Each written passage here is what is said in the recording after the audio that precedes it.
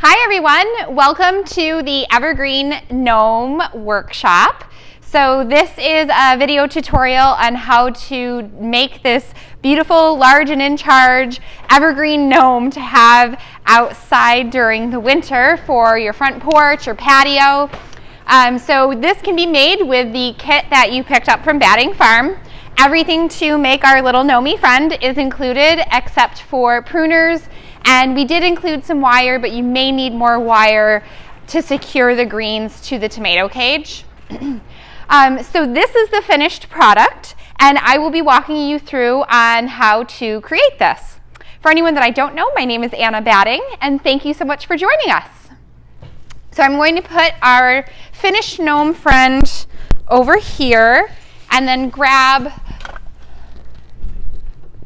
the empty tomato cage, which is the starting point. So you'll want to make sure that your tomato cage is balanced before you get started. You can do so just by bending the bottom rim of the cage. So grab your pruners and grab the box full of evergreens, and I'll show you where to get started. So on the top of the box, there is a bunch of evergreens that is wrapped in white twine. That is going to be your bunch of the biggest, strongest, fullest branches that will be used as your base, as the foundation of the gnome. So grab your wire as well, and you'll want to segment out even groupings of 3 to start the foundation of the gnome. And we're going to wire them to the 1, 2, 3 main prongs. And I'm getting started and realizing I'm missing something, and that's the head of the gnome. So we're actually going to start there. So thanks for bearing with me. So the head of the gnome is going to be this little hat that's going to go on top. You can remove the plastic if you want, or you can just keep it on. It doesn't matter. I like to take a piece of wire and wrap it around the top. And then the cone is what will hold the hat up. So we're just going to shove the cone gently onto the top of the tomato cage. And it might poke out a little bit, and if that happens, you can just back out the cone. So now that is where the hat will go. And as you can see, the hat is going to cover a fair amount of the cage. I'll show you here. The hat's going to cover a fair amount of the cage, so your greens don't need to go all the way up here. And in fact, the hat is what's going to hide the stem part of your branches. So I'm going to take the hat off just so it's easier to work with.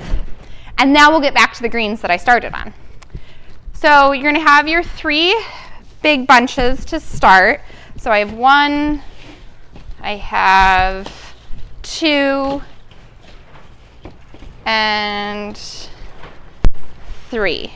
So that's what's in your bundle of the twined bundle. Those are your starting branches. So what you're going to want to do is grab a piece of wire, grab one of your bundles, and if it's easier, you can kind of pre-wire one of the bundles, and then you're going to secure it to the cage. So I'm going to use a second piece of wire, and you'll want to secure it where the first ring meets one of the branches going up on the tomato cage, so your swag that you just made doesn't slide down. And there is no good art to this. It's just a little bit of a rough process of just wiring as you go.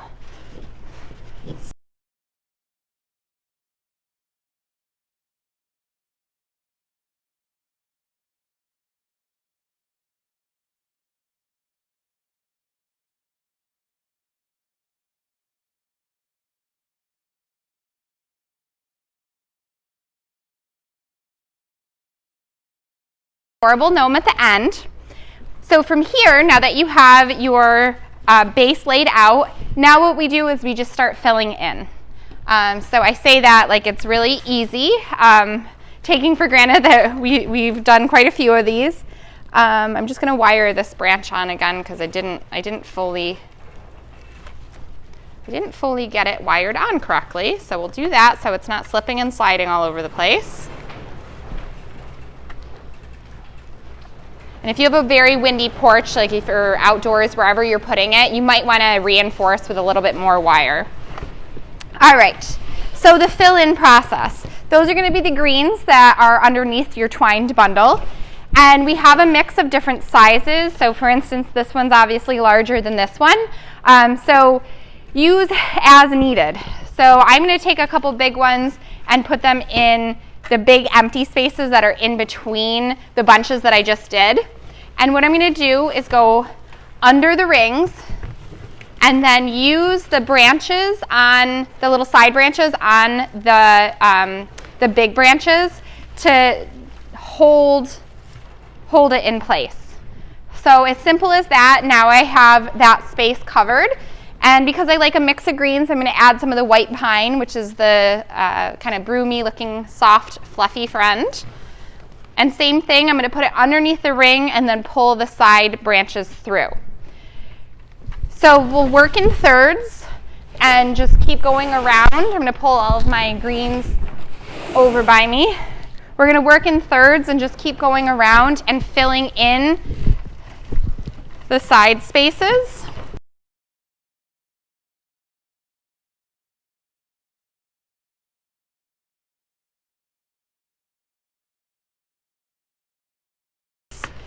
So once it's nice and full and you're comfortable with how your gnome looks and it has its own little personality, you can start dressing the gnome.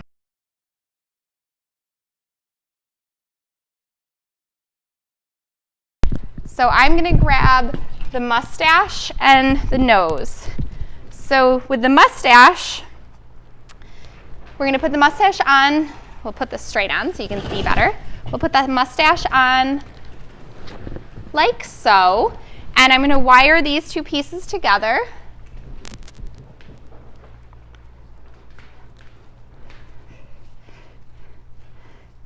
All right, so I have the mustache wired, and now I'm going to wire the mustache to the front of the gnome.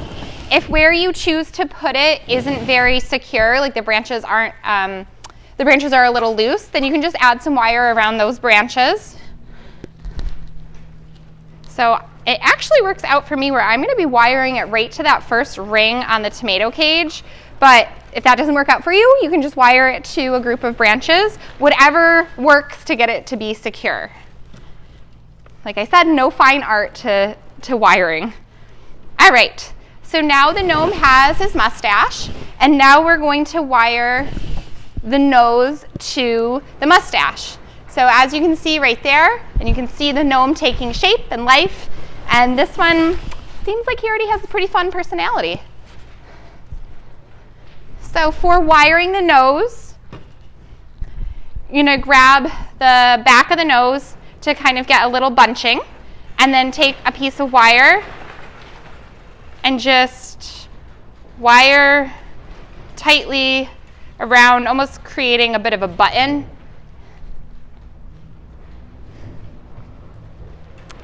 And then twist it so it's secure. And you'll want wherever you have the top to go to be the top of the nose, so you don't do it the other way and it flaps over. So wherever your knot is with the wire, now you can wire it right to the mustache. Or if your mustache isn't very secure, you can wire it to more greens. Whatever makes it so it's secure and will stay on. All right, so our little nose is wired. And next are the mittens. All right, so with the mittens, they should have a piece of string that you can just cut in half, and then that can be tied to one of the branches. However, it looks like I have one with a little bit of a defect that doesn't have the string. So I'm just going to take a piece of wire and poke it through the mitten and then use this to wire the hand on. So you can have the hands going in like this.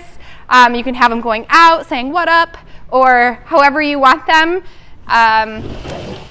The gnome is yours, so you create it how you want it to be greeting your guests. So So I'm going to wire my hands on in such a way that they could be holding the little peace sign, because it looks really cute having the sign in the gnome's hand. Oh, and it looks like I ripped this, so I'm going to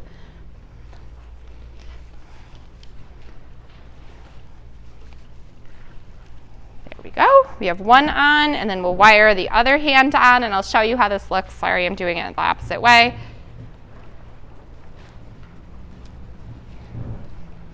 Okay, so now we have two hands wired. And now we're going to add our little holly bow. So same thing, whatever side you want to put it at. And the stem of the bow is wire, so it's pliable, so you can use that to secure to something. So I'm just going to use it to wrap around this top of the tomato cage. And lastly is our little peace or joy, love, Christmas sign that our gnome is holding.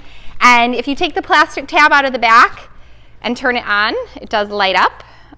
It's very bright here today, so that's not going to work in the video. And like I said, it looks really cute having the gnome hold the sign.